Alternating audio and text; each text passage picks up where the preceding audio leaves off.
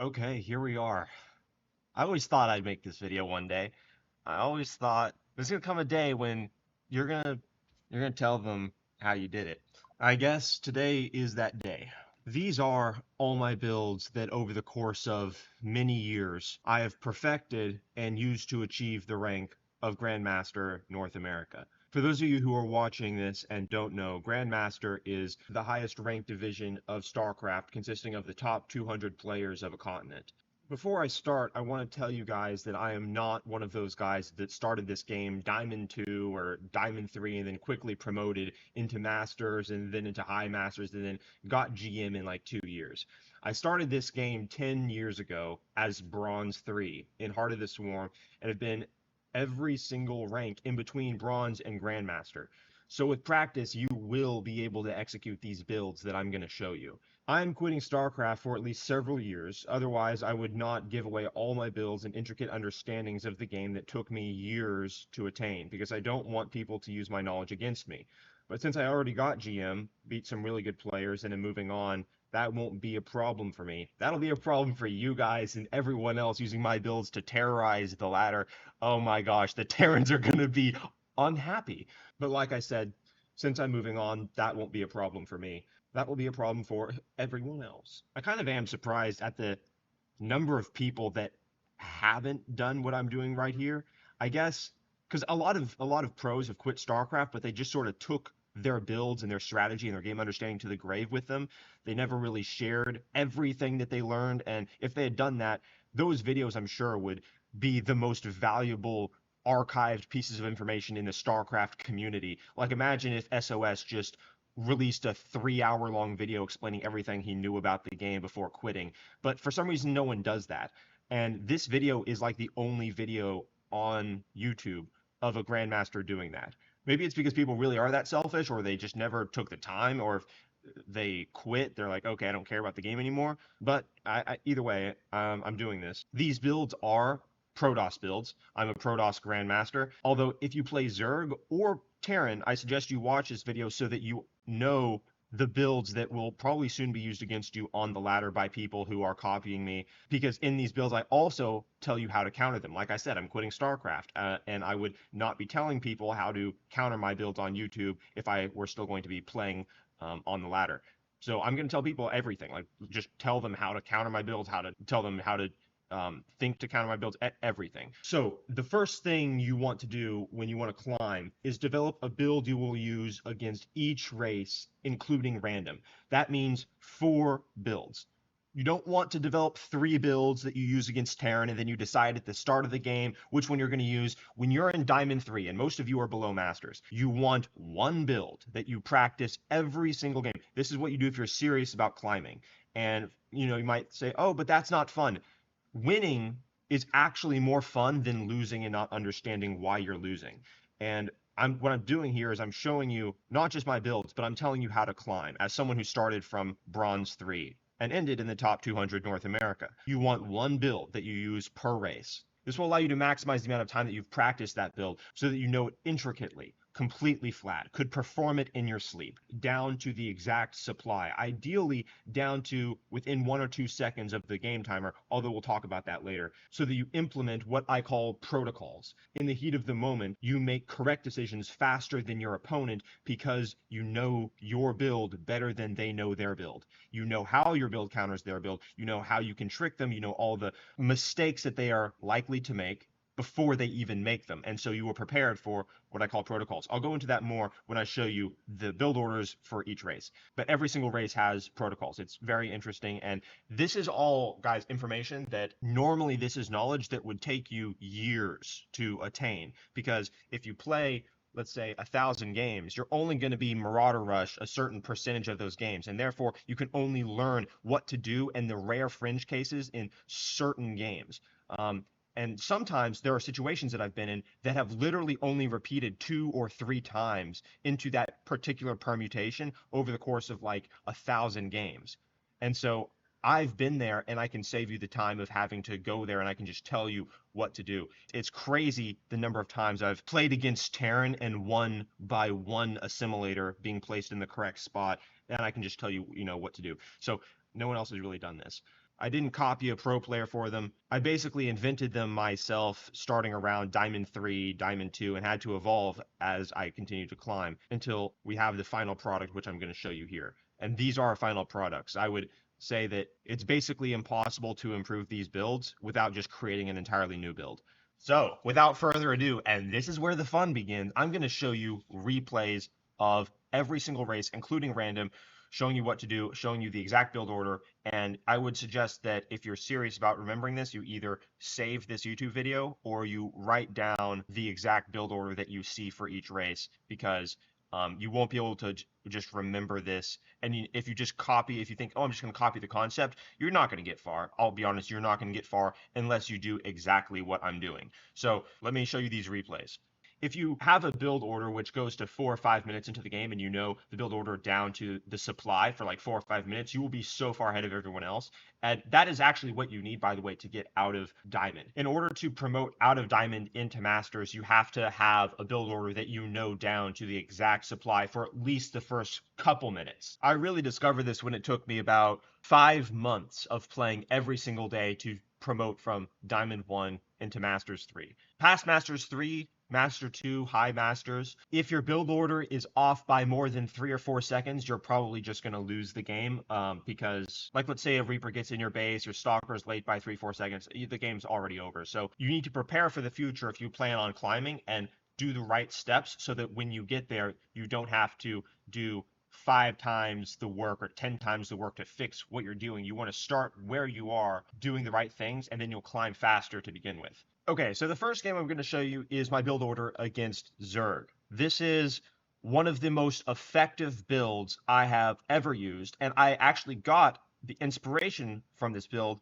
by a popular StarCraft YouTuber named Harstem, except I modified this build order to have elements of what I consider is even stronger and also more effective shorter games. Because Harstem likes to play long, drawn-out macro games, and I think that is kind of suboptimal, but that's just my play style. I like to end the game. I like to win the game quickly. I think most of you guys probably fall into that same category. You want the wins, and I think that is actually the best way to structure a build order. I'm playing against a very strong Zerg player, 5.4k.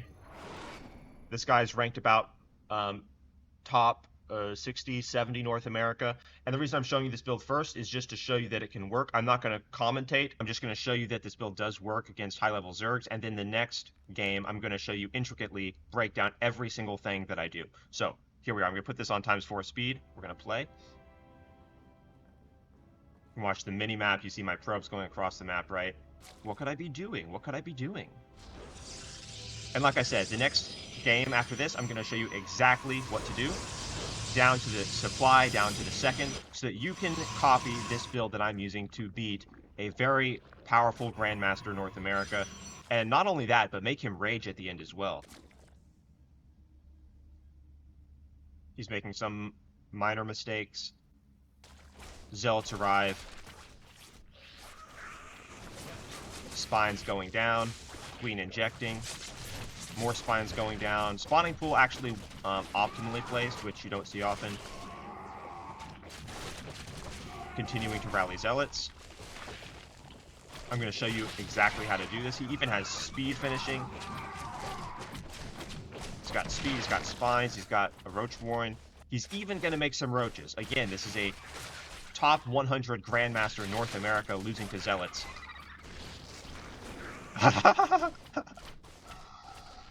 Oh, that's good stuff. So, there's the proof that this works. Now I'm going to show you exactly how to do what I just did. I chose this game because it has elements of almost every single thing that you're going to encounter happening during this game, and I'm going to break down every decision I make. So, at the start of the game, it starts from literally second 0.00. I'm going to break this down for you so that there's no confusion. We're going to go literally step by step. You send out the first probe, and not just any probe. You send out the probe that is closest, bro. No one else has done this on YouTube. This is crazy. Harstem would never. You send out the probe that is closest to the ramp. This is going to change. If I had spawned over here, I would be sending out this probe because it's closest to the ramp. We want to send out the worker that is most optimally closest to the ramp so that the time across the map is the lowest possible. This will save about 0.75 seconds from the build. Worker split, you don't have to do that. I do it because it's a little bit more efficient. Immediately queue up a probe. Okay, so we're building probes against this Zerg until 15 out of 15 supply, meaning we're going to have 15 probes finished before our first pylon finishes. So we're sending this probe out and we are rallying it to the Zerg's third base. This is going to involve some map vetoes. So it's very simple. I don't even need to spend much time on it. Basically, you veto any map that has destructible rocks that allow the Zerg to take a base that is like behind their main. There's like one map per map rotation that has that. Very simple. Simply veto that map because you don't have to send your probe a further distance, basically. So we're sending the probe to this location. Okay. We are continuing to build probes. We are building our 15th worker right now. The pylon goes down at the third base. You want there to be enough space that you can build gateways around the pylon. The pylon goes down at 15 supply. And guys, for all the build orders, we're going to be tracking them in terms of supply. You don't want to track them in terms of the number because then you're going to forget the number when it's off by like 1 second or 2 seconds. We're going to be going by supply because that's how you can keep track of what to do. So if you want to write this down, I'd recommend that if you're going to copy what I'm doing. As soon as the pylon finishes, we instantaneously build 2 gateways. You're not going to have enough money for the third gateway yet, but you will soon have money for the third gateway. We're going to build them such that all the gateways are touching the pylon, and there is no empty space between the pylon and the gateways. I think Hearthstone calls this the lotus flower. I don't know what I call it. I just call it winning the game. So there's the third gateway. You can see that as soon as there's enough money for the fourth gateway, I build it. Because we want the fastest 4 gateways possible. This is literally the fastest 4 gateways you can build in StarCraft because you send out the very first probe. There it is. So as soon as that happens, you're going to see that I queue up a 16th worker. We have 14 here. We have the 15th worker here. And we're going to build a 16th worker.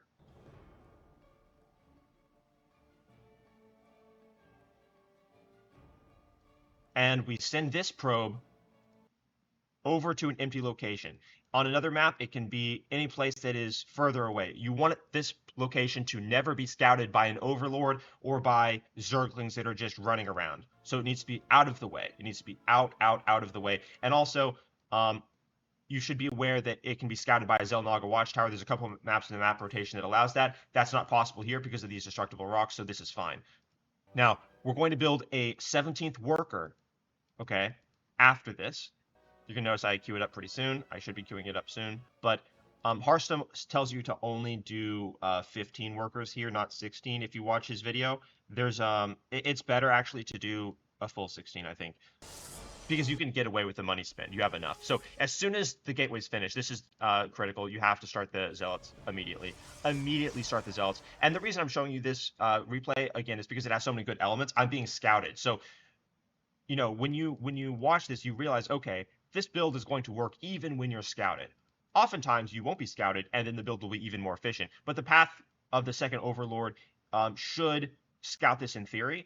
If it starts and just goes across in the optimal direction, it will see the gateways about when they're finishing, which is fine. That's totally fine. That is a part of the build theory. And then you chrono boost 2 of the gateways. As soon as there's a third chrono boost, you want to use it, always queue up more zealots. And small note here, I'm really giving away all of the secrets. You want to select the gateways individually when you're building zealots, so you build them on exactly the right gateways that you mean to. You send the first 2 across. I like to send the first 2. Sometimes I send 3, but I think it's probably better to do 2, especially when you're scouted, because you don't want to just wait those extra couple seconds. You do not hit the natural. You do not hit the natural, guys. You send the zealots into the main base, and the first thing that you're thinking about when you get into the main base of the Zerg is, where is the spawning pool placed? Is there a queen out? Have the spines started? If spines have started, you want to wade into the mineral line and start hitting the spines. If the spawning pool is away from the hatchery and away from the spines, you want to remember that you can start attacking that spawning pool either immediately or later. I would say you can just start hitting it immediately if you want to, because then your opponent will be unable to build Zerglings, their tech will be dead, spawning pools take a long time to build, so rebuilding it will just basically put them out of the game. And also, they won't be able to build queens or more spines. You can just mass more zealots. So in this situation, the spawning pool is in a location where you can't just right-click it because it's pretty close to the spines. You have to kill the spines first. Also, you want to cripple the economy. But if this spawning pool was over here, for instance, then I would probably just start hitting the spawning pool. Again, this opponent, guys, is Masters 3, which is higher than most of you guys. So also, I just showed you that this works at a very high Grandmaster level as well. So this guy's trying to micro his workers. You notice that I don't pull my zealots back when the links start to hit. I'm just trading at this point. Trading is a very important concept in StarCraft. My economy right now is stronger than his economy because even though he has more drones than I do, or I'm pretty sure he does, I am mining faster than him because he's using his drones to attack. Since he's doing that, I'm perfectly fine to trade my army against his army because I can replenish more efficiently than he can.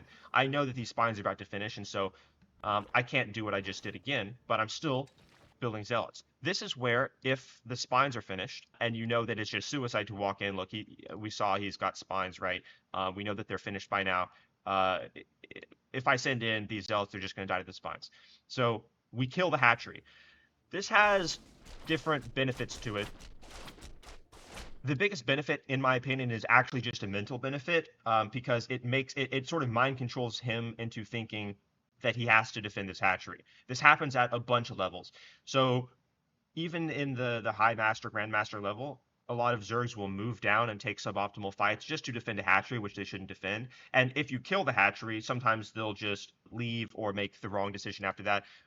In StarCraft, what you have to do is make your opponent make the incorrect decision while you make the correct decision. It's not just about beating them. It's not about, playing better. It's if they can make the wrong decision, if they can mess up before you mess up, then you'll just be in a better spot.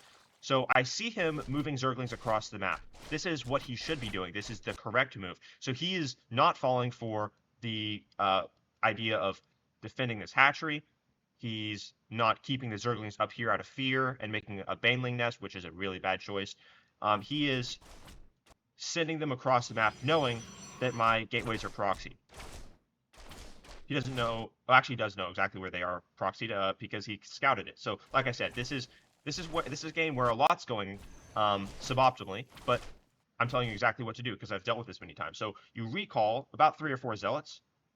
It depends based on the number of Zerglings you see going across the map. I know in this situation that 4 zealots will perfectly be able to defend the amount of lings he's sending across, and I know that because I can see any more lings that he's sending across. So I should pull back these zealots so they don't die to the... Yeah, so anyway, recall, here we are.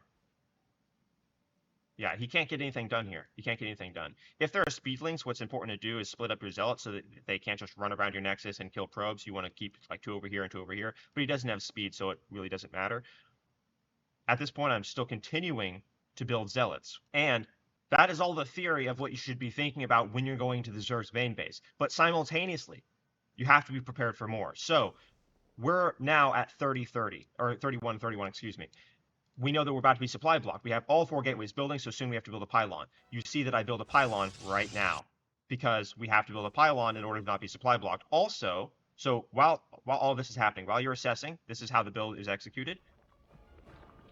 You build the pylon, you send them in.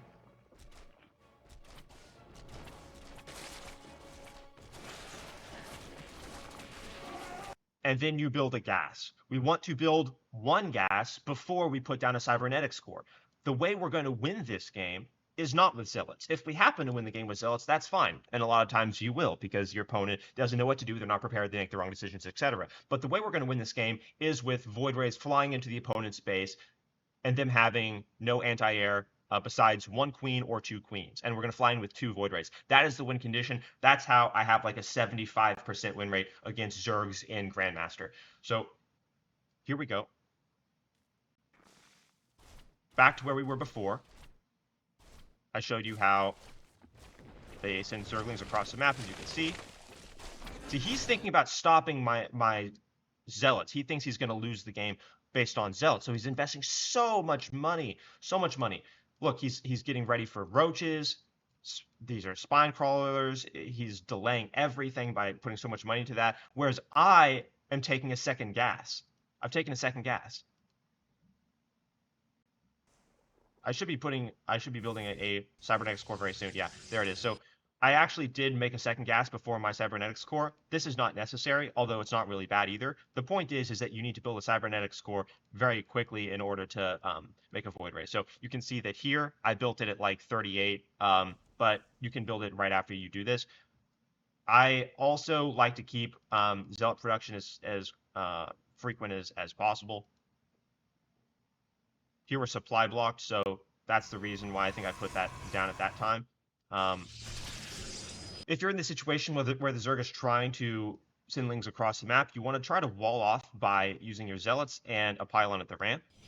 If the aggression is really intense and he's sending across a lot of lings, you can put down a battery behind this pylon and have the zealots here.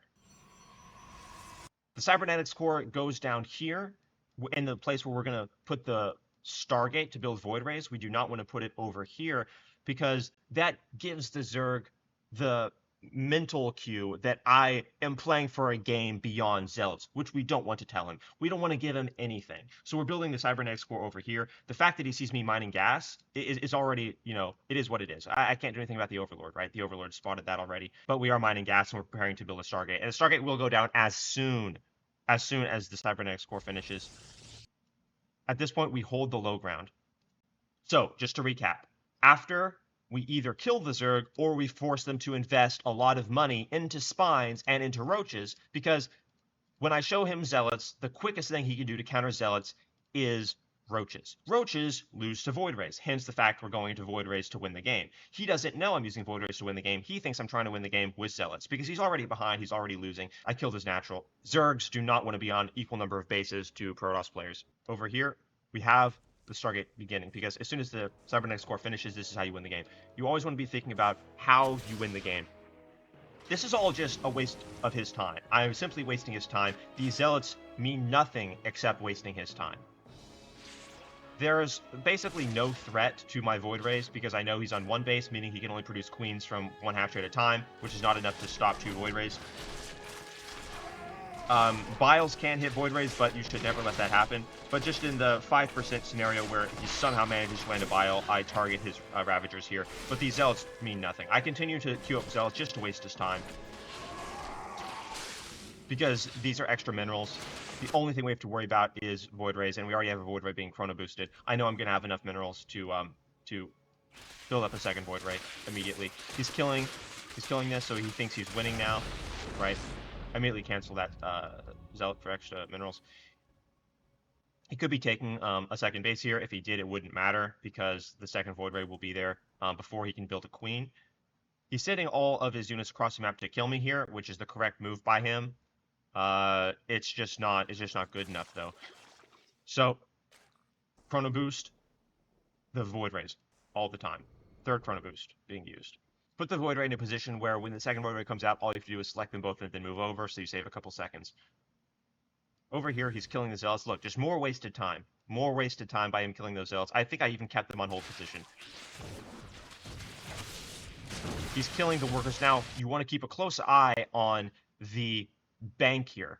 So, if you're close to, let's say you're at 260 minerals and 140 gas, you want to take all of your workers besides these that are mining gas and AMU so that you can buy a couple extra seconds. And this will come into play against Protoss as well, the build I'm going to show you against Protoss, so that if they come across the map and kill your workers, you can afford 1 extra void ray.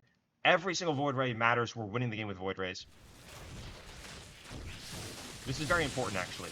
In this situation, I don't do that because I know that I'm close to being able to afford a Phoenix. And so I queue up a Phoenix because we had 110 gas. And 110 gas is not... I mean, I won't be able to mine, 40 gas by the time he kills all my workers, so I don't even bother A-moving. I just get a Phoenix instead. But if I had been close to a Void Ray amount of gas, then I would have done that. Now, over here, the Void Rays are in his base. Let me back up for a moment so that you see them fly in, and you know exactly what to do. Okay, here we are. We target the Queen first. As soon as he sees it, he's like, oh my gosh, this guy, what is he doing to me? This is so unfair. Protoss is broken. No, I'm just showing you that you don't actually understand the game as well as you thought you did. We're hitting the Queen. When 2 Void Rays hit a Queen, they're not going to be able to get more than the shields. But if there were 2 Queens, then we still win, by the way. because we micro one Void Ray back.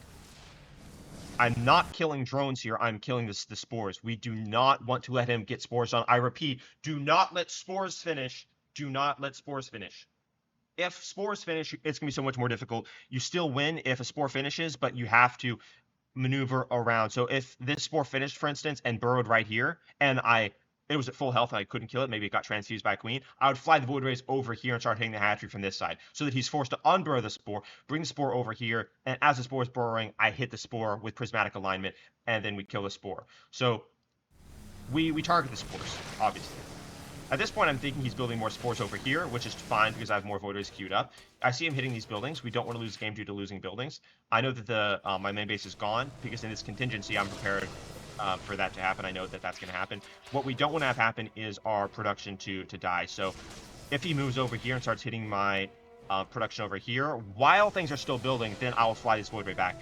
But until then, I'm just guarding these basically these thick, very thick, they have thick HP bars, and so it's going to take him a long time to kill that. So I'm just preventing him from doing that. I want to keep that over here. He's sending lings over here. I see it right now. So I'm just going to keep this Void Ray over here to defend that. Over here, now that the spores are dead, I'm killing his spawning pool because with no spawning pool, he won't be able to build any more spores. He won't be able to build queens, and he'll be crippled. This Void Ray is just going to mop all this up. Phoenix is finishing up. He's going to tap out here momentarily, probably. And in these scenarios, about 50% of your games are going to end like this, okay? Where your main base is gone because he moves his army across the map, which can attack air. So he'll build roaches, he'll build banglings, he'll build, speedlings, mass speedlings, and then he'll kill your base because he knows he can't defend his base from the Void Rays. And so he thinks it's a base race, but it's not a base race. It's a very one-sided base race where you just kill all of his buildings and then you don't lose your buildings. It doesn't matter. I showed you contingency where he did basically all of the things. He moved his army across, you block, you don't care about your main base dying, you protect your production, you fly in with Void Rays, you win the game. You send out the very first worker, and you build workers up to 15 supply. You do not queue up workers while being supply blocked because that will take away time that you have to build gateways. So I'm just going to show you that here. You notice that I only go up to 15, and then I do not queue up more workers. By the way, why does it show that is my thing? That is not my clan profile. Why does it show that? That's very weird. Maybe someone in my clan changed my thing. I had a very cool clan decal. Anyway, the gateways go down immediately after 1515. Right? Immediately. And only after you finish building 4 gateways do you build your 15th and 16th mineral line worker. So in total, the entire game, you will have 17 workers against Zerg. Now, I told you guys that I'd also tell you how to counter this. The way to counter this is by 14 pooling.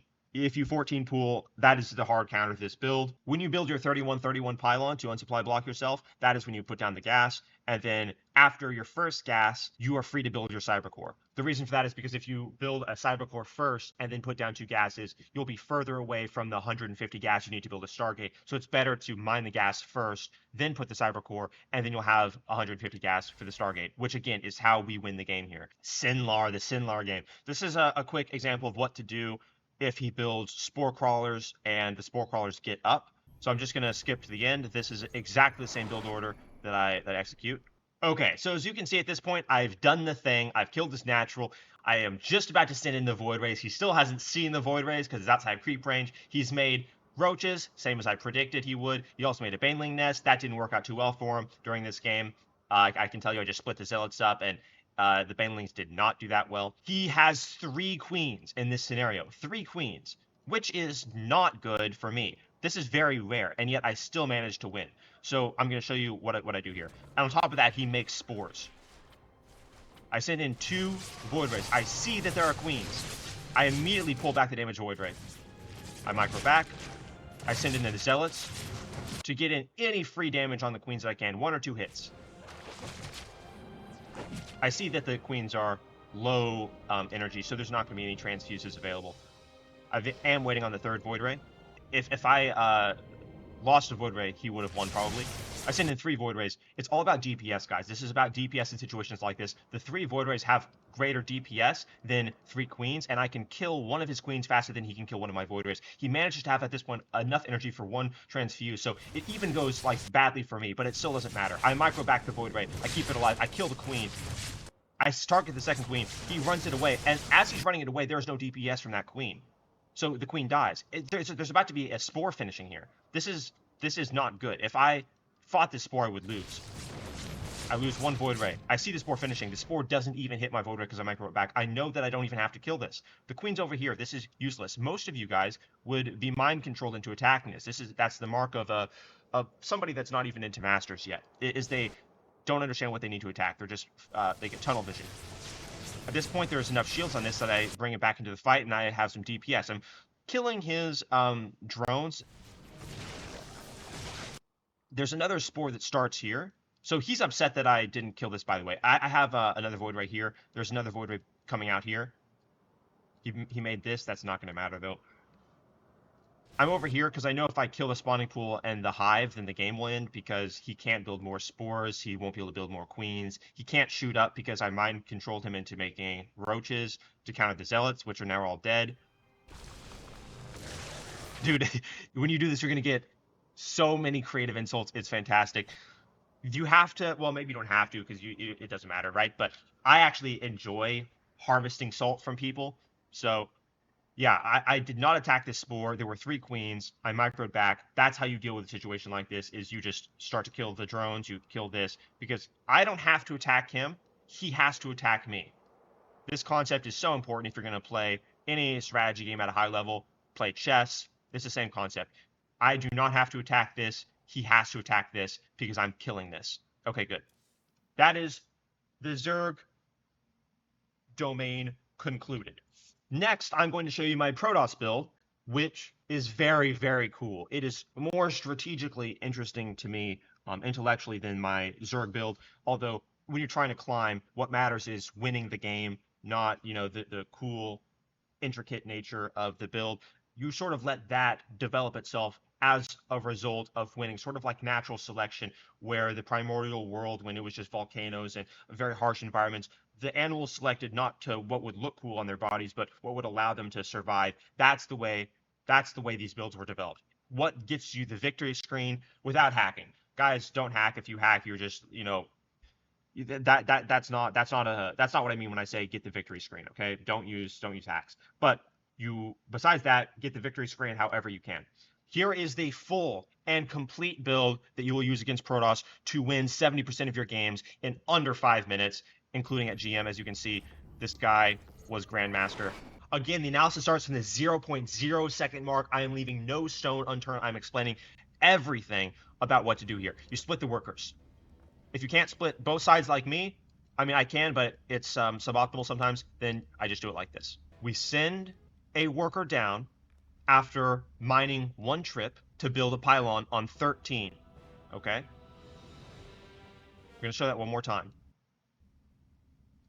We send a worker after 1 trip to build a pylon on 13. You can see 85 minerals, 95 minerals, 100 minerals. The pylon goes down instantly, and the pylon will go down on the low ground in a location that allows you to wall completely the entrance with 2 gateways and a cyber core.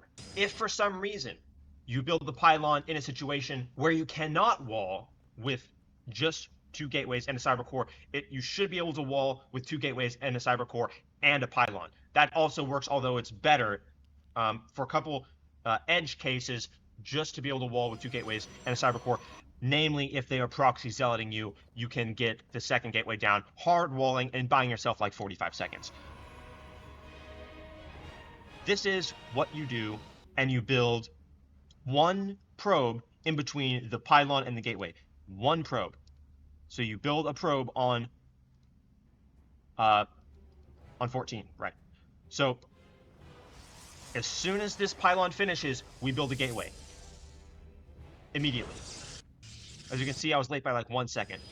But we build the gateway in this location and send the probe out sideways. We send the probe out sideways on the map, not across the map, because you will be scouted by an opponent scouting you if they're scouting at a normal time. And since we built the pylon on 13 and Protoss build pylons on 14, you're going to be faster. So you don't have to worry about sending your probe out this way or this way, because the probe from your opponent will never arrive at this time unless they're like doing something psychotic and insane, in which you're going to win anyway, because I'm going to show you after this what to do if they're proxying you or cannon rushing you. I've replays for both of those situations. I'm going to be thorough so you know exactly what to do in any situation. But you send this probe out sideways, and that's because we're going to be building a proxy. You know it right here. Boom. As soon as, and as the gateway's building, we are chronoing probes. By the way, we are chronoing probes, and we build a gas. And we quickly build a second gas after the first gas, very quickly. So there we go. He's scouting at a pretty normal time, I will say. It's a little bit late, but it's also acceptable. We transfer probes into gas very quickly. This probe is down here. Now, this is something that you can do at any level, because you want to give your opponent opportunities to think that they're doing well, that they just got you, because then their brain goes away from what is my opponent doing to hurt me. It goes from a defensive position to an offensive position, but you're really just tricking them. You're making them think that they're winning when they're losing. That's what I did here. So I sent a probe down to make him think I'm trying to build a nexus. Check this out. This is so high IQ what I'm doing here. See, I send the probe down. The body language of the probe makes him think, oh, I'm trying to build a nexus. Never mind, he's blocking me. I'll just build the cyber core instead, because most Protosses like to go nexus before core. Or if not most, that's a very common build. And so this guy knows that because he's played Protoss on the ladder. I know that, so I just continue with the build, but I make him think that I want to take a nexus when I never wanted to take a nexus in the first place. But I come over here making him think I'm going to go nexus after core, which is another very common build. So I start attacking his worker. Instead, you could say, oh, but it's more optimal to just send your worker back up here, because more minerals, you're executing your build, you don't need a nexus anyway. But then he knows that I might be all-inning him, and so he might build an extra battery, or he might, chrono a stalker, and then he'll have an extra stalker when I attack. So this is all, again, very optimal. I'm making him think I'm trying to expand, so he builds a pylon. But he just wasted 100 minerals instead of building another battery or building another stalker. He thinks he just won by preventing me from expanding. I never wanted to expand, and I wasted even more of his resources. This is a win that you would not have gotten if you just sent your probe back up, and this is something you can do against Terrans as well when I show you that build. So, I'm aware that I want to build a second gateway, by the way, so I'm going to turn around either with this probe, or I'm going to send a probe from my main base. Yeah, okay, there we go. I just turn around. Start attacking it a bit more, really sell it like, oh no, I'm upset at you. This is annoying me. I've got to kill this pylon because I'm trying to expand. I'm making a screen flash too. Attack, attack. He has, your base is under attack. So he knows. I'm making sure he knows that I'm attacking this pylon to really sell the whole thing. Now, this is a very important concept, guys. You have to remember what I'm about to tell you here. If a probe is inside of your base, you do not hard wall the entrance, even though you can. This is why I said at the start, you want to be able to wall either with 2 gateways and a cyber core, or 2 gateways, a cyber core, and a pylon. In this situation, we will be walling with the pylon because he wants to save his probe. He doesn't want to be locked in. And even if he is going to continue to rally inside the base, I at least give him the opportunity to make the mistake of sending his probe outside my base so that I can hard wall him out. Also, a lot of things have dual purpose. I can rally a stalker inside my base to kill this pylon, to sell the idea that I'm really upset I can't expand, kill the pylon, and then get my stalker out, and then hard wall it with a pylon before his adepts would arrive. And we do not want adepts to really get in the base, killing workers. You can still win if that happens. I'm actually not that worried about it, although it is technically a benefit, and I do it whenever this happens. So instantly, as soon as the cyber core finishes, the first thing you spend gas on is not warp gate. It is not a Stargate, which we're about to build. It is a stalker, and you chrono the stalker. There it is. So I chrono the stalker on the inside. I'm really selling the fact that he's messed me up by blocking my natural here. This is high-level mind game stuff, guys. This is the reason why I think StarCraft is going to be the replacement of chess in a couple hundred years, because StarCraft is so much more complex than chess. I played chess. I'm like 1900 at chess. You know, so I know what I'm talking about basically when I say that this is gonna be the next chest. I send the stalker up not just to kill the pylon because he's blocked with the cybercore now. So in his mind, it wouldn't make sense to do that anyway. And in his mind is all that really what is what matters now because this is all fake anyway. I don't care about any of this. This is really abstract, but I'm giving you all the sauce here. I'm sending the stalker up to kill his probe because I don't want his probe to poke around anymore and just realize, wait a second, there's no second pylon. Where's the second pylon? Is he really just super invested in building a nexus? So there's a stalker. I killed the probe. As soon as the second gateway starts, guys, I start a stalker. So the build order against Protoss that will let you win is by hitting with 3 stalkers and a void ray. As soon as I finished building my first stalker, not as soon as I finished building, as soon as I queued up my first stalker, the next 150 gas was spent on a Stargate. So check it out. As soon as the core finishes, stalker. Now watch this. As soon as I hit 150 gas, boom, boom, boom, boom. That went down because we are not worrying about anything except a stalker and a Stargate. Okay. When you're using this build against Protoss, you do not research warp gate. So many of you are going to think about using warp gate when you try this because you're going to say to yourself, but I could get more stalkers faster if I could just, blah, blah, blah.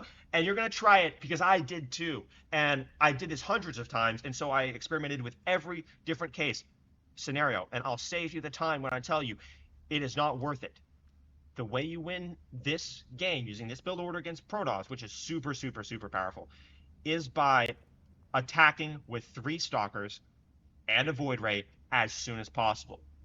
You cannot attack with 3 stalkers and a void ray as early as possible if you research warp first, because that 50 gas will hold you back. And seconds are what wins you this game, because if you attack optimally, his warp gate will be finishing, like 1 or 2 seconds finishing when you attack, and that's when the gateways transform, and that transformation takes about 3 seconds.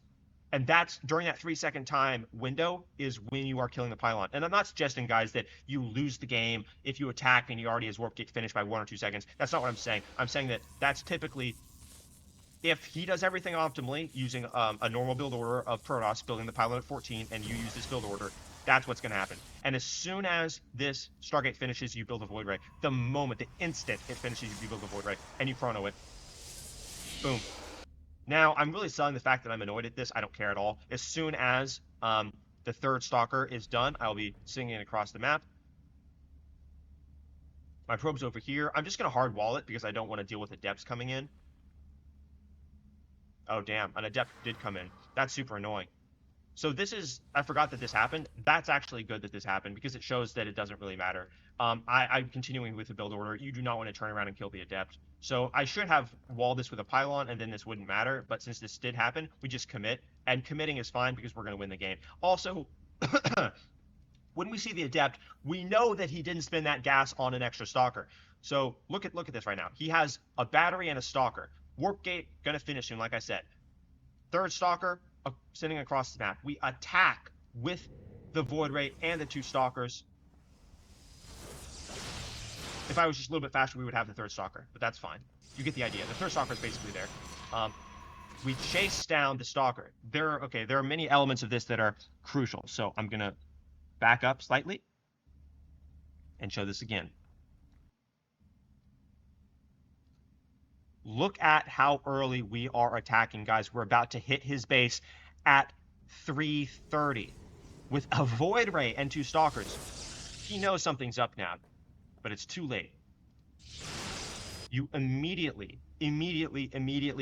right-click anything that shoots up because the void rays are what win you this situation. The void rays are what win you this situation. The void ray locks onto the stalker. He runs with it. You are still right-clicking the stalker. Now, as soon as you see the probes come off the line, you know that you're winning because he's not mining anymore. I'm still mining. this is AFK. He will eventually kill all my workers, but that doesn't matter because I'm going to kill his workers faster. Now, I retreat back to this situation, to this position, because his workers cannot get a full surround. Even if he does a mineral walk and attacks, that's fine. I'm wasting more time, and I'm killing his workers so quickly. What we're going to do though is we're going to cripple his production. First, you kill the stalker or the sentry, whichever's there that shoots up, and then you kill the pylon for the gateway.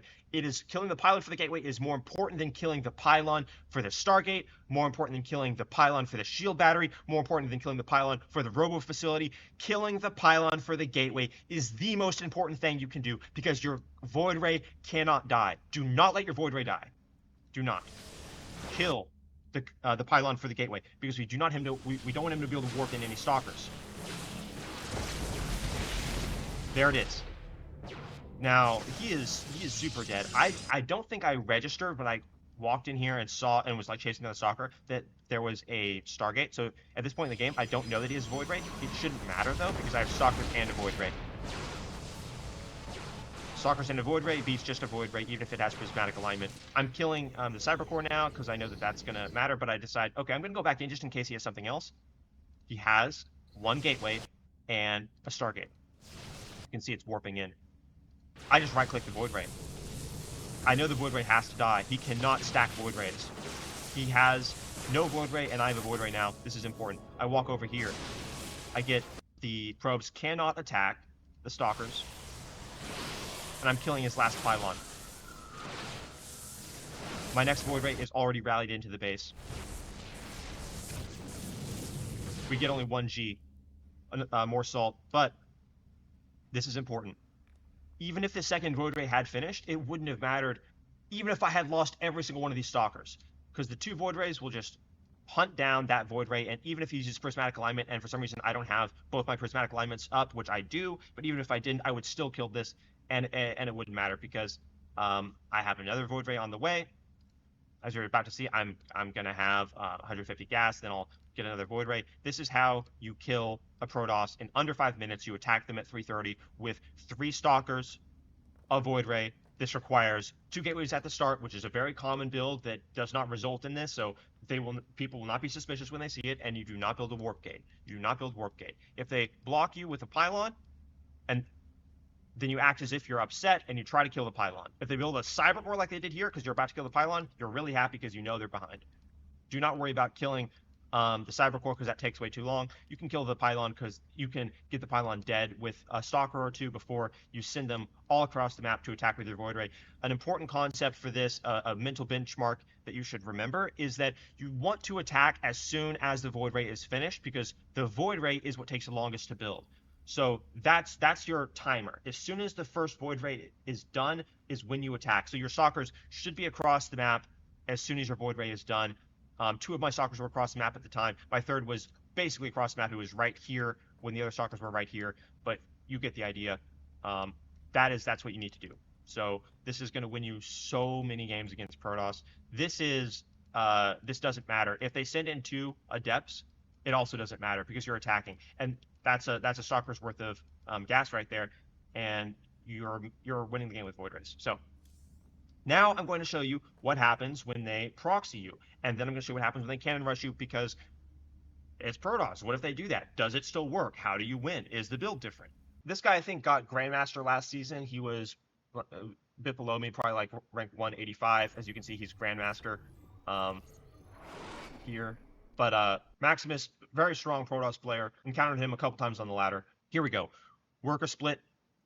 Build the first worker instantly, obviously. By the way, you guys like my clan rotating thing? I think this is really, really good. I made this before I even got GM, knowing that I would get GM. Bro, I think this is the best clan possible. If you guys want to be in Clan Genius, add me on StarCraft, bro. Oh, dude, that's got to be the best clan art of all time. 180 IQ, respect. Anyway, we send our first worker down at 13 supply. Very important. We build the pylon at 13 supply, not 14 supply, because we want a faster build order, we want to be a couple seconds faster. This means that if we continue to keep everything crisp, if you continue to keep everything crisp, you will be a few seconds ahead of your opponent because this is an all-in, and seconds matter. We build the pylon so that we can wall off the front completely with 2 gateways, a cyber core, and a pylon. So we do not build the pylon over here. We do not build the pylon over here. We build the pylon here at 13. I like to patrol the probe. You don't have to do that. You can just leave the probe idle. We do not send the probe back to mine an extra 5 minerals. I tried that. It's suboptimal.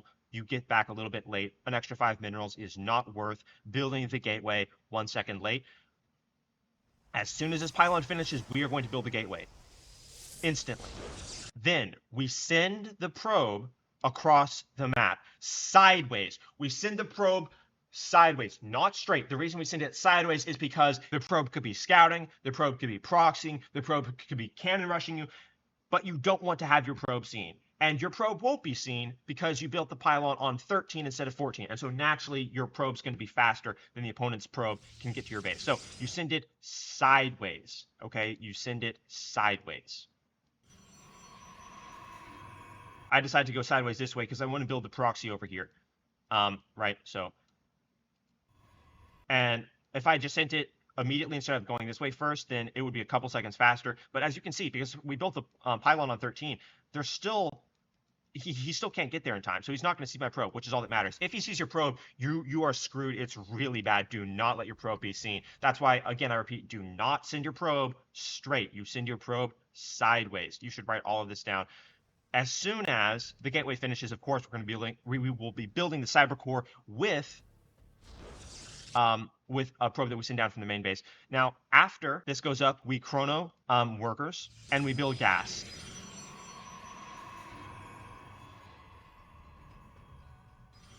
So here is, I told you I'd show you every contingency so that you know that this works and you know what to do immediately.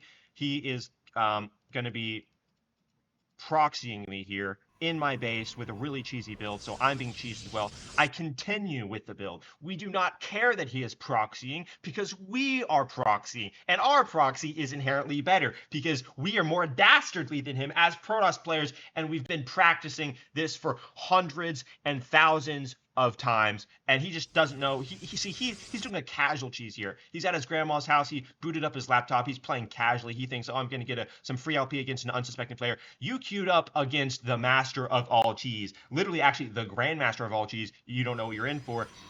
This is stuff you're saying inside of your head as you contemplate what the victory screen will look like. We continue with the build.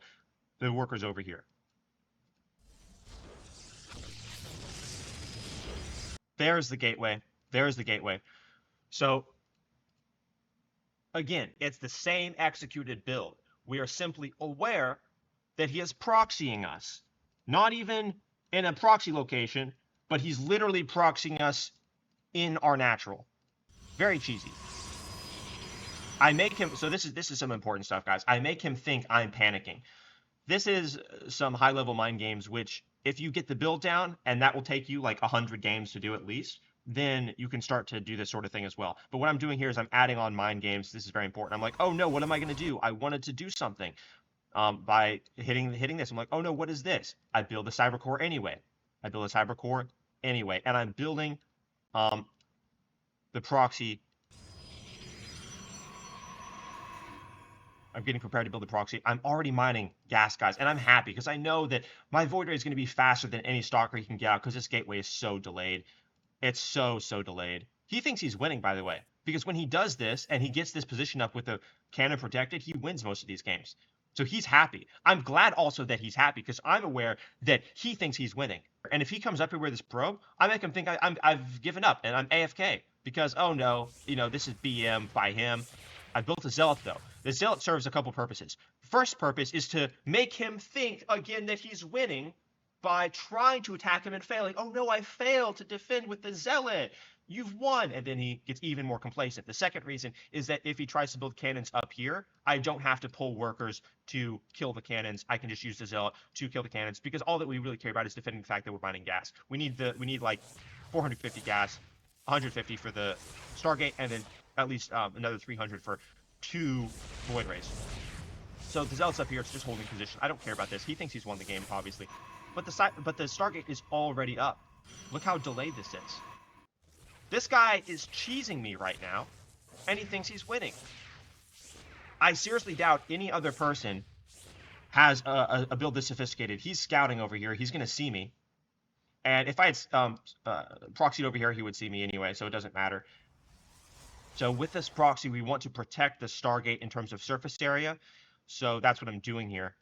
The Zealots, if they were to come over here and start to attack before, let's say, the second Void Ray is out, or even the first Void Ray for that matter, although that's more unlikely, they'll only be able to hit the Stargate from this small angle rather than from over here and over here. This also helps in base trade scenarios where this could be your very last building, right? And you don't want it to be able to be hit from multiple sides. So we're protecting it. And I'm also building pylons because I'm not going to be supply blocked. Do not get supply blocked, right? We know that. He still thinks he's winning. His Cyber Core is so delayed. His Cyber Core is going to be finishing when I'm starting my Void Ray. So he is delayed by an entire tech building, and this is the reason why you get excited every time you see that you're being proxied by a Terran, when you're being proxied by a Protoss, because this means that you're ahead. All you have to do is execute the build. I even build a gateway because I'm just sealing off the rest of the surface area, and I'm gonna make Zealots from this. I don't even care about making Stalkers, because Stalkers cost gas, and all the gas we have is going to be used to make Void Rays. This is so if we have extra minerals, I can just make a couple extra Zealots. The alternative to this is building a forge and then building a cannon, although that's more expensive, right, than just building a gateway and then a couple Zealots, because cannon is 150 minerals. I send the first Void Ray in, you send the first Void Ray in this scenario, instead of waiting for the rest of your units. So obviously we're just going to win the game with Void Rays here because he proxied. You do not have to worry about anything else. We send the first Void Ray in. We are rallying the second Void Ray into his base, chronoing it. You can see it's headed to his main base. I see this. So the first thing I look for is there's no gateways here. There's a Cyber Core. You can build batteries, but I don't see Stalkers producing. Okay, here we are. I'll fast forward a bit. We see the transfer. I don't follow the probes because I know my second Void Ray will be here in time. And so I cancel the rally point and use my second Void Ray. I kill this. This cannon's irrelevant. Again, do not mind controlling it into attack the cannon. I start killing workers here. Killing his main base. Killing his natural. He's not mining gas. I send the Zealot in. I get mind control a little bit into attacking the cannon. I think I just do it because my second Void Ray's there, and I want to make sure that I don't let these batteries finish, because the batteries cannot finish, although I could have just maneuvered the Void Rays to this side and killed the batteries. At this point, there are Stalkers. Even if I didn't have that Zealot, it's nice to have that Zealot, but even if I didn't have that Zealot, I would have killed the Stalker here. As you can see, the Void Ray goes down either way, so we have one Void Ray down. We have another Void Ray about to come, so we continue to chrono Void Rays. As you can see, he killed most of my probes. The Stalker's here. We didn't kill the batteries, but it doesn't matter because we can run them down into Void Rays, and you will have that amount. I have a Phoenix lift. A Phoenix is good because you can lift Stalkers one at a time. Basically, deleting a unit of your choice off the map. He continues to try to transfer to build more. It's not going to work for him. Fast forwarding here because he should be dead. And as you can see, more salt, and he proxied me. So this is what you do when a Protoss player proxies you. You continue with the build order, but you do not make units from your gateway because your gateway is going to be dead. You simply make the Stargate and you chrono Void Rays into his base because his tech is delayed, and you win the game. You don't have to worry about defending your Nexus. Do not worry about losing your Nexus. Do not worry about losing all your probes. Do not worry about anything except defending your proxy. And here is what you do if they cannon rush you, which is very common. You're going to be cannon rushed a lot on the ladder as a Protoss. And when you are, you have to be ready for it, especially if you're cheesing. Because cannon rushes derail everything. They change everything up. It's the exact same start, because obviously we don't know that he's cannon rushing yet. We're going to find that out. I'll speed it up. Same start. Pylon low ground. Walling it off. This is a big, really big entrance, so it's going to take the optimal building placement. He comes in, I see the probe. He instantly builds a pylon, and I get excited because I know not only is he cannon rushing me or proxying me, but it's on the low ground, and it's far away from my mineral line.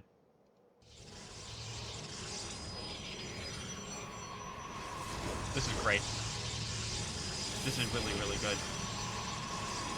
So, cannon, gateway, similar concept, except he's also cannon rushing me up here. Notice that down here, I don't care at all. I'm just going to do the same show of selling him that I'm upset by building a zealot. Oh, micro the zealot, it didn't work. Darn it, I guess I'm losing. But as soon as he did this, I cannot allow this to happen. I for real care that this is happening because this is not allowed. If he gets a cannon up here, he will be able to defend his second cannon, and his second cannon can prevent my gas from mining. And that's a problem because I have to get 450 gas, 150 for the Stargate, 300 for the 2 Void Rays. So I for real care about this, and I am killing the pylon. When they do this, just target the pylon, and then it takes it's very easy to kill the cannon afterwards. Also, with my zealot out, it's useful to be able to kill the pylon, or to kill the cannon and the pylon. So there it is. As you can see, that zealot really, really mattered. Now, notice that he is rebuilding his cannons, and even though I can attack this with 3 probes if I put the probes properly, I don't. Why? Because this cannon will not defend a second cannon that can stop me from mining gas. It will be able to stop me from mining minerals. And notice I say gas, because gas is more important. The minerals I can continue to mine from these 2 patches, or these 3 patches, right? If he builds another cannon right here, that's defended by this, then it will not reach this. A cannon here, right here, is not going to reach this. It won't. A cannon here would reach it, but that's out of the range of this cannon, and I will be able to attack that cannon with the probes and kill it very easily. So I do not care about killing this. You need to know your building placement, and that's pretty simple if you play any arcade games or if you've cannon rushed people before. Just know the cannon rushing radius. Get into an arcade game or a custom game and just see what it is real quick. Takes 15 seconds, basically. So this is not a worry at all. Look, this is a second cannon, and it doesn't matter because it's so late, but that by the time he gets his third cannon out, I'm already going to have 450 gas. So we're really selling the fact that we're losing. We're really, really selling it. I'm making it look like I'm AFK, but he's starting to attack. It's kind of annoying, but you just, you deal with it.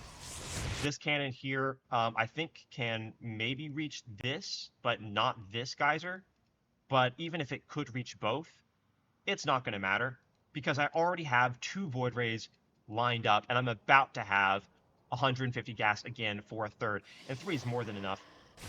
So the only indication that I'm not AFK at this point is the fact that I'm using Chrono Boost in front of his face. I don't know if he notices, but he already has a Cyber Core done. His Stalker's about to finish. But look how delayed this is. 1 Stalker versus a Void Ray already out. I mean, come on, dude. Come on now. And at this point, he knows he's going to lose, probably, but he didn't realize that until now. And so his defenses were down. Mentally, his defenses were down. Second Void Ray's coming up. It spots the fact that he's trying to build this, so I just kill it. He now has 2 Stalkers out. He's about to have a third. He sends them over here. I have 3 Void Rays out, so I think I lose. Yeah, I lose. I'm about to lose a Void Ray. But I kill 2 of his Stalkers because Prismatic Alignment is very powerful. He simply can't attack into it. I guess I don't lose that Void Ray. Wow. I come back here. I kill the Nexus. It's important to kill the Nexus in base trade scenarios so that you have them revealed and you know if they've built another Nexus anywhere on the map. If he gets revealed and I therefore know that he doesn't have a Nexus, I don't go hunting for the Nexus that doesn't exist. I just tactically decide how I'm going to win the game based on his building placement, which is exactly what happens here. I kill his Nexus. The probes stop moving. I know that it's over because he has no more Nexus. He's killing this. It doesn't matter. These are my only buildings left on the map, but that's more than enough. I keep one Void Ray here because I know he has at least a Stalker, and this Void Ray is going to be able to easily deal with one Stalker or two Stalkers. And if he has three Stalkers, it will die, but it will kill one or two Stalkers first, buying enough time for another Void Ray to come back and defend the buildings before he can obviously kill a Pylon and a Stargate. This is very important. I am not leaving the damaged Void Ray back to defend it, because if I left this damaged Void Ray back, then two Stalkers would be able to kill the Void Ray, and I do not want that. So I'm leaving the healthy Void Ray back, and I'm going across the map with two. This is very, guys, this is very powerful. So if you notice, I'm looking around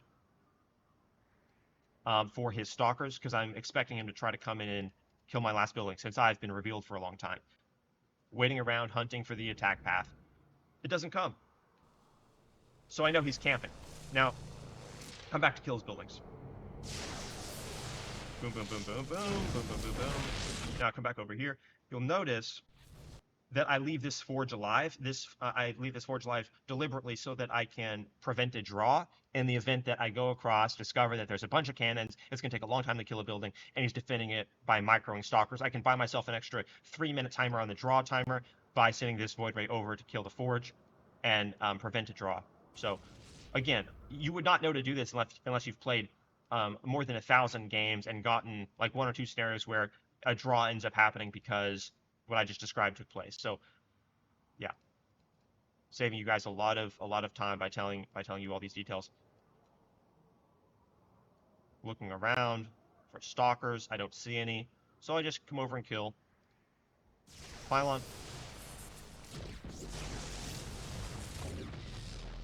Expecting him to attack me, he still doesn't. I go in, I kill the gateway. Now this is important because there will be other scenarios where it's more heavily defended. Maybe you'll have 3 Stalkers and you have to tactically decide how you're going to play this. If he had 3 Stalkers here, what would I have done? I would have, if I had scouted 3 Stalkers here, I would try to poke them, bait him out, target, low Stalker. I see that there's a Stalker left. I send the damaged Void Ray back, because I now know that there's only 1 Stalker, and if somehow the Stalker got out, this Void Ray would be able to kill it. I want 2 healthy Void Rays, so that in a weird scenario, if I misclick or something, I won't lose a Void Ray, and he'll keep a Stalker alive. I just go in, I prismatic align his Stalker, and then the game's over. So, that's what you do if they cannon rush you. The only thing you have to care about is if the cannon touches either all of your mineral line or your gas. If it doesn't touch all of your mineral line and it doesn't touch your gas, the cannon doesn't matter. You continue and you win the game with Void Rays. That's it. That's all you have to do. Now, for the promised Terran build. Again, we're going to be all-inning and we're going to be winning in less than 5 minutes. This one's nasty. This one's disgusting, and it's my favorite to execute. I'm pretty sure my build against Terran, my win rate against Terran is the highest win rate I have. It's probably close to Protoss, though. Here's a quick game just to show you the exact build order. I just chose a random Terran game. And then after this, I'm going to show you what to do if almost everything goes wrong and your opponent plays perfectly, the perfect defense against this, and how you can still win at the Grandmaster level. And so you guys will be able to win easily at any level below that as well. So here is the start. We are queuing up a worker splitting. We send the 3rd or 4th worker to mine minerals down, right? And we're going to build a pylon about right here. Although we can also build it here. It just depends on what your money looks like. On Terran, we do not have to hard wall. As a matter of fact, hard walling is bad because then we can't get Stalkers back and forth to defend against a Reaper. So we don't need to hard wall it anyway against Terran. So there's the pylon.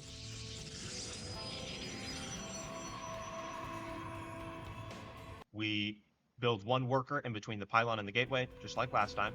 Just like we did against Protoss. The builds are similar, but this one against Terran is a bit more dastardly. So, gateway goes down, we send the probe sideways, not straight, same reason as last time. We are chronoing probes now. We build the gas. We're going to build a 2nd gas very shortly. There it is.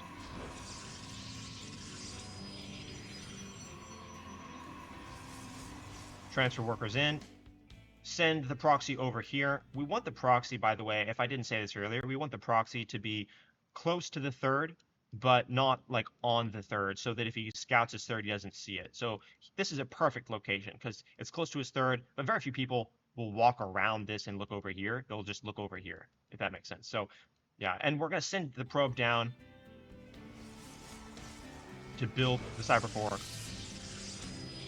And against Terran, we're going to keep the worker down here because Terrans like to build engineering base. The reason we didn't do this versus the Protoss player is because Pylon from the probe would build instantly, and so there's no point to killing the worker that built it. Versus Terran, we would kill the worker that built the engineering bay, and that would sell the fact that we want to expand. In reality, of course, we don't care about killing either the engineering bay or the pylon, whether it's Terran or Protoss, but we want to sell the fact that we want to expand. So I'm just patrolling here. When there's no SCV, I'm happy. I'm like, okay, whatever. Build the second gateway. And again, we're not hardwalling because we want the soccer build to come in and out. Now, as soon as this Cybercore finishes, we start up the Stalker and we chrono it because we have to prevent a Reaper from ruining our day. And as you can see, the Reaper's right here. A recent patch made the Stalker 2 seconds faster to build, so it should be even easier for you guys to defend against the Reaper now. It was pretty close before, like you really had to execute the build perfectly, and that's what I would do to just prevent it. But you got 2 more seconds of leeway, so. And try to queue up a Stalker on the same gateway, even if the second gateway is finished, because the chrono boost will be used up again. It's a little bit faster. Just these little details will help your game out. So notice that I sent the probe back down to patrol when the first Stalker's going to finish up soon, because often what will happen is the Reaper's going to come in here, right? The Reaper is either going to come to your natural, or it's going to come to this place in your main base where it can jump up. And most maps have this. So we want to sell the fact that, oh no, you're preventing me from expanding. Look at this. Look, boom, boom, boom. He's attacking me. Oh no, I can't build. Ow, ow, ow. Now the Stalker's up here, and the Stalker is going to attack the Reaper. Reaper escapes, but he prevented me from expanding. That's what matters. The second Stalker is going to stay on the low ground because I do not want him to come in a second time. If he comes in a second time and sees that there's no natural, then he knows I'm all-inning him. Although if you're playing in plat, gold, diamond, they're not going to really know. They're not going to know unless maybe it's like Diamond 1, and then they might have some idea. But you get the idea. There's no. We are preventing the Reaper from coming in here. If the Reaper comes this way or this way, he will be met by 2 Stalkers and have to turn around before he notices this. So I'm hiding this knowledge. I'm hiding this. He ends up scouting me, but it doesn't matter because most times they're not going to scout you. But I'm just continue with the build. So here we are. As soon as the Stargate finishes, you start a Void Ray, and you chrono it. And then you chrono the second Void Ray. Both Void Rays need to be chronoed. It doesn't really matter if you go Stalker, Stargate, Warp Gate. You can do Warp Gate or Stargate in any order, but the fact is you just spin the gas consecutively. So it's, Stalker 50, Warp Gate 50, 150. Very simple. Now, we are using the production here maximally so that, and this is an important part of the build, we use the production maximally so that as soon as the gateways finish producing, Warp Gate finishes, so that we get, if you think about it, units done and then units done right away. It's a little bit of a quick little hack to keep it in there. And this is it doesn't really matter what the units are. It just matters that you can afford the second and the third Void Ray. We're going to attack with 2 Void Rays, not 3. Back in the days when Void Rays took 7 less seconds to build, I would go in with 3 Void Rays, and that's actually how I got Masters 3. Back when I was going from Diamond 1 to Masters 3, that was before the patch. I got a lot of things patched, so that shield battery patch, I'm pretty sure that was me. I used to do this insanely strong build against Zerg, Proxy Immortal with shield batteries. I was winning an insane amount of games on every map with Zerg, so I got that patched, and then I also got the Void Ray patch where it takes another 7 seconds to build, so that they thought that it would work on me, but I just go in with 2 Void Rays and win anyway. Got Grandmaster, so yeah, joke's on them. But as soon as this finishes, then we warp in. Now, since I've been focusing over here and telling you guys what to do with these and what to do with the theory of this and blocking this, I'm going to back up a little bit and show you what to do with these pylons, because you didn't see that. So here we are. Every aspect of the build is meticulously crafted down to the supply. So we only have 14 workers on minerals, and we have 3 on gas. 14 minerals, 3 on gas. If we have 15 on workers, then you will have 1 less stalker, because then your pylon will be delayed. So our first and second pylon are going to go here next to the Stargate, so that if they send over Marines to attack the pylon, the Void Ray can still build while 1 pylon goes down. Very important. Okay, notice how Warp Gate starts, the Stalker is chronoed, and this has begun. I think I built the Stargate before Warp Gate. I like to do that. It doesn't matter which you build first, like I said earlier.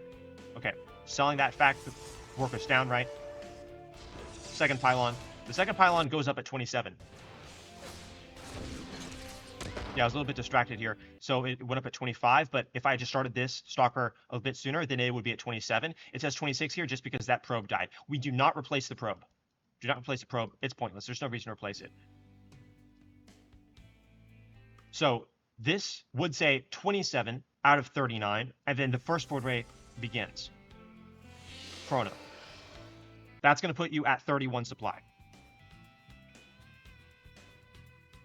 If you notice, a Void Ray is 4 supply, and we were at 27 supply before the pylon went down. So we theoretically could have built the Void Ray before the pylon, but I will tell you from experience that it is much better to build the pylon first, because then you will have seamless production from your gateways back at home, and you will not be supply blocked.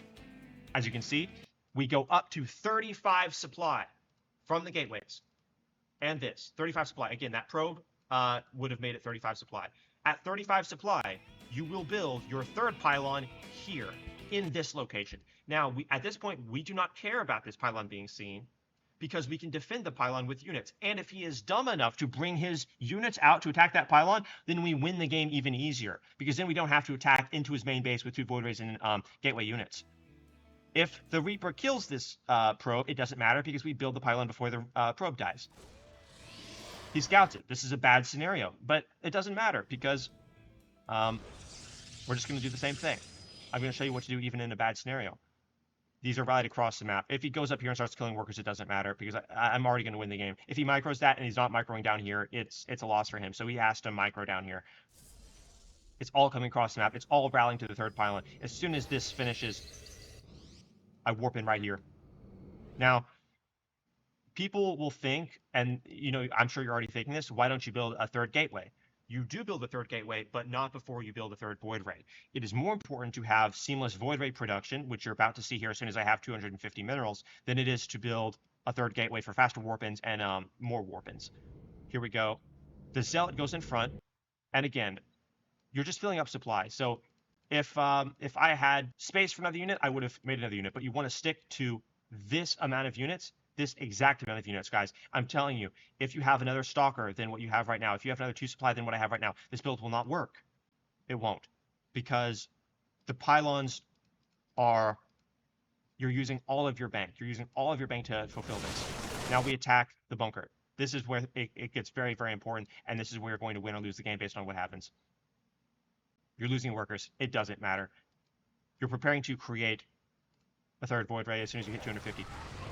If he pulls workers to repair the bunker, then you prismatic align the bunker, and it will die faster than the workers can repair it. Because if you prismatic align as the workers are coming up to repair it, the bunker will die. Next, you go up the ramp, and what you're looking for first is the Cyclone. You want to kill the Cyclone first, because the Cyclone is the greatest threat to the Void Ray. You also want to micro back, of course, from things like Vikings, Ravens, Marines, but you want to just make sure that your Void Rays stay alive, and Cyclones are paperweights at this point, because prismatic alignment, it just destroys them. We go up here. I'm seeing that I can walk up and kill more of his units. Otherwise, I would just supply block him by killing both of these depots. That's what you typically do, is you just kill the depots. But you think about what wins you the game, right? So in a given situation, okay, what wins me the game? Camping the factory, forcing him to pull SCVs, killing the SCVs, killing stuff that comes out of the factory. Something comes out of the factory, I immediately kill it. See, I played suboptimally there. I didn't instantly right-click the Cyclone, but I do it here. I chase it down. The Cyclones have to die. Okay? Keep the Void Ray alive. You micro the Stalkers. Do not let your Stalkers get surrounded by the SCVs. And there it is. I'm just camping the factory because the greatest threat to me is a Cyclone. The biggest threat to defending this build is a Cyclone. Widow Mines are not that bad because there's no armory at this point, so they're not going to be invisible. It shoots one time, and then you kill the Widow Mines. The biggest threat, tanks don't matter either, because if there was a tank back here, let me go back. If there was a tank here, and you'll see this in the next game, if there was a tank in this location, I would still kill the bunker first, and then I would kill the tank. If there's a tank right here and it's shooting, I just move up and hit the tank with prismatic alignment that just killed the bunker. Tanks die so fast with prismatic alignment, tanks are not a worry. If there's a tank right here or right here, it's exactly the same concept. I go up the ramp and I right-click the tank and I right-click the Cyclone, and then you worry about the infantry. Look how fast that dies to prismatic alignment. One of my Stalkers gets surrounded. Slightly suboptimal, but it doesn't matter. Notice how I'm just kiting his workers around. No income. Yeah. So, now I'm going to show you the best game against Terran I've had in my life. This is like the worst scenario that could happen, where he does everything extremely well, and you still make all the correct decisions and win. And this is against a Grandmaster, so the fact that I'm able to do this shows that you can beat anybody at your level, basically. It happened on Frostline, the 2nd of March, against a Grandmaster called Aura. I'll put it on ×2. We send the worker down on 13 to build a pylon. I put it right here, like I said. Doesn't have to be a hard wall versus Terran. In fact, it should be. We're selling the fact that we're expanding, basically. He's doing the normal stuff. Scouting me. Gateway. Worker down sideways. Chronoing. Gas. Another worker. One more worker. And then gas again. The SCV is looking for a proxy. Doesn't find it. Comes across the map. Although, actually, what he's probably doing right there is making it look like it's on-time scout, because he sent it out a little bit fast. If you notice, he sent one from his mineral line instead of the one that built the depot. Anyway, he comes down here. Notices that there's no expansion, so exactly what I was saying. I forgot to patrol the worker down here, but I still sold it just fine, because again, the position of the buildings, it all looks like I'm trying to expand, and that's what most people will do anyway. Cyber 4, oh no, you're trying to block me. I killed the SCV. See, I made him think he won there. Second gateway. The pylon goes down midway through the Cyber Core building. Midway through. But I forgot to say that last time. You'll find that out very easily, but yeah, just saving you time. Build the pylon over here when the Cyber Core is halfway done. It takes about 2 pylons worth of building time for a Cyber Core to build. As soon as it's done, I chrono the Stalker. The star gets on the way, and as soon as I hit 50, I spend it on Warp Gate. There it is, boom. Then I queue up a Zealot, because I don't have enough gas for another Stalker. That's fine. I attack it, really selling that I want to expand. I see the Reaper, I send my Stalker over to defend. I don't even lose a probe, I think. Zealot's out here. Yep, see? Wards him back. That's all you gotta do. Another Stalker's out. I'm gonna send a Stalker back up here momentarily. Void Ray being chronoed. 2 pylons defending. There's the 27. There was a 29 because I queued up a thing. 31. Boom. Boom. There we go.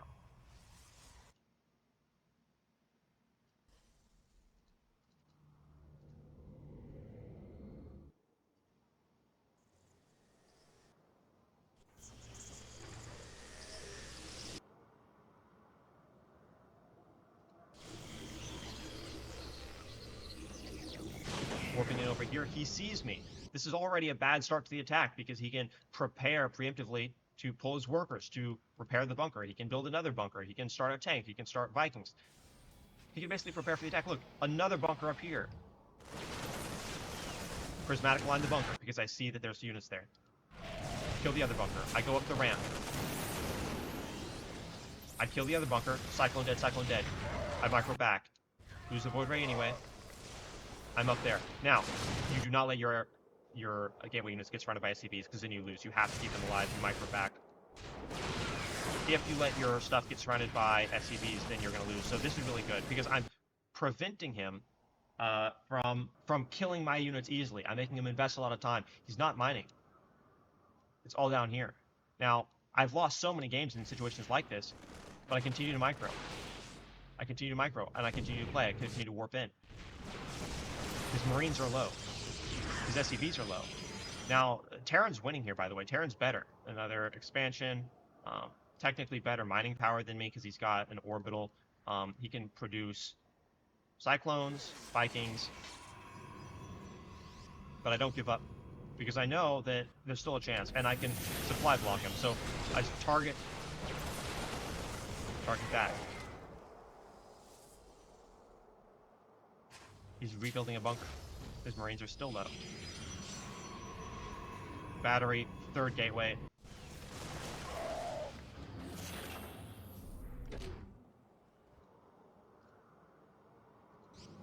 Third gateway. Void Ray on the way. I continue to snipe the Cyclones. One more pullback. One more micro session.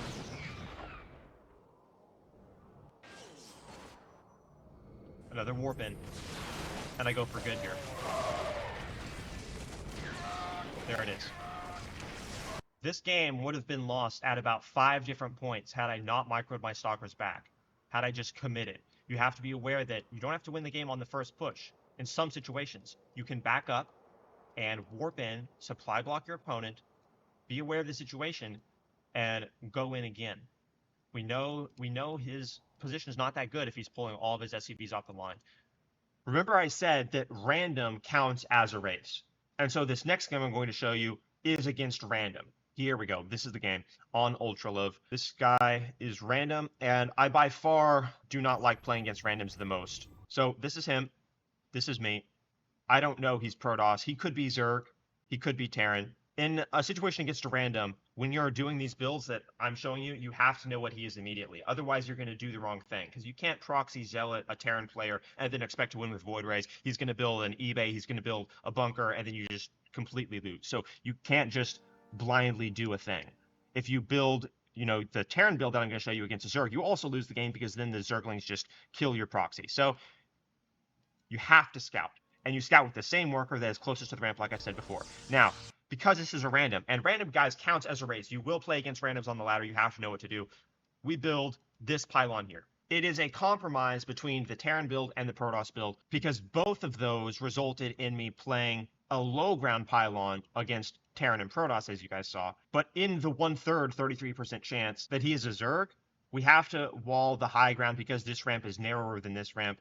Again, this is the result of many, many, many hours of me experimenting, testing. We build the gateway here. And the reason for that is because 2/3% chance he is either Terran or Protoss. And both of my builds against both Terran and Protoss will be continued by me building a gateway. And so I build a gateway.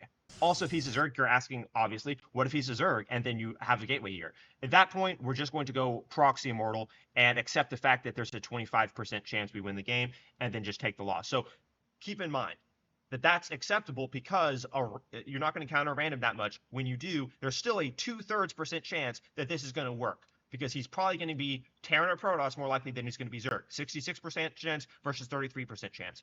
If he's Zerg, we accept the fact that there's a 25% chance we're going to win the game. But if he is a Terran or Protoss, then the build continues seamlessly. The only difference is we have a gateway on the high ground versus the low ground. The reason why we have it up here against in the case that he's Zerg is so that we can wall this off with a forge, make a cannon behind the pylon, and just do proxy immortal and see if we win the game. That's really all it is. We can't, by the way, do the proxy zealot build because it's just way too late if he were Zerg in this situation. So that's what you do here. And then at this point, it is a complete replica of the Protoss build that I showed you guys.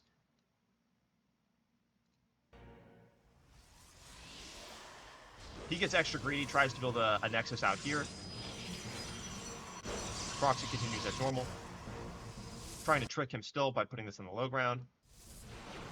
Sends a zealot in, kill it with the stalkers. Continuing to build here. Yeah, he is really toasted to the point. Doesn't even have warp gate finish when I go in. Really, it's doomed. So yeah, the great thing about playing against randoms is they tend to be worse MMR-wise on the race that they get than if they had just queued as their main race. So by the time I saw that he was a Protoss playing as random, I was happy because I'm like, okay, he probably doesn't encounter what I'm doing here very often or any concept similar to it, so he's going to make the wrong choice. He's not going to be mentally prepared to deal with this. And sure enough, this is like a 4,000, no, this even maybe sub 4,000 MMR response. I mean, this is just really weak. This is very, very weak. And that's good news for you guys because most of you guys are below 4,000 MMR. So if you just copy my Protoss build order against Protoss, you're just going to win so many games. It's ridiculous.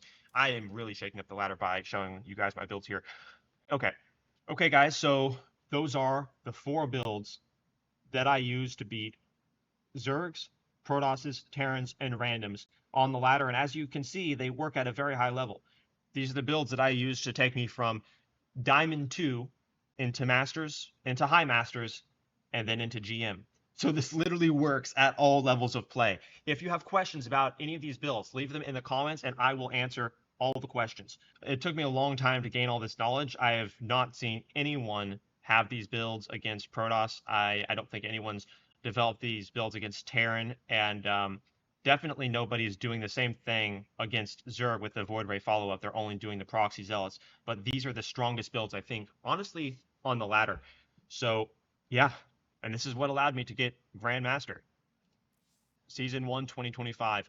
My MMR is even higher this current season than it was last season when I got Grandmaster. So I could get Grandmaster again, but I don't have time to play the 30 games. So one word of warning that I will leave you guys that love this game and do plan on one day getting Grandmaster. There are some downsides you may not expect that are some people will hate you for no reason once you get Grandmaster. If you play arcade, you join a lobby, they see you or interact with you in general, and they see that Grandmaster badge on your profile, they may dislike you for no reason. I experienced this because I do play a lot of arcade, and it was very interesting to see the difference between just having a master border and having a grandmaster border. A lot of people will hate you, likely because they're failed in their own goals or because they're unsocialized and they don't know how to interact with someone who's much better than they are. And then you'll also have some people who are afraid of you. Some people that will join arcade games only when they can be on your team because they see the grandmaster badge, or they leave if they're on the other team because they don't want to play against a super scary grandmaster. You'll especially notice these things if you play a lot of arcade. People will just assume you're Thanos, and yeah, brings out some interesting sides of people. You join a lobby as Master 1 with Grandmaster on your profile, or better yet, a Grandmaster border, you'll experience some interesting shit. You may even have people rage at you in game just out of this purely unsocialized anger and triggeredness that they experience as a result of Blizzard saying you're much better than they are. And this just angers people without even you having to say anything. They get upset. So be aware that this does happen, and it happens to every Grandmaster who plays arcade. So it's kind of funny. It's something no one ever expects or talks about. But if you're truly, a fan of StarCraft and you play a lot of its different game modes, you'll run into this. I have personally experienced people trying to team kill me, people raging at me in chat in arcade, just as a result of me being Grandmaster and them perceiving that I'm some sort of, I don't know. I don't even know what they think. A lot of mental illness, of course, is on the arcade games, but yeah, just be aware there will be some people that don't know how to cope with somebody being a lot better than them, especially if they're used to thinking that they're super good because they've made excuses for not improving. I guess that applies to all aspects of life. There will be people who cheer you on until you surpass them, and then all of a sudden you get hate for no reason, or they start to throw shade. That will happen in StarCraft as you rank up. It's very interesting to see. And using these builds, you will rank up quickly. That's for sure. And if you're below Diamond, you're going to get Diamond like tomorrow as soon as you implement these builds. If you're in Diamond, you're going to get Master in a couple of months tops just by doing this. You'll probably get it in a month just by using these builds. So yeah, I've probably just altered the ladder significantly. I appreciate you guys watching. Hope you have fun. These are all my builds that allowed me to get Grandmaster in my StarCraft career. My life for hire. I am. Oh my god. Oh my god. Oh my god.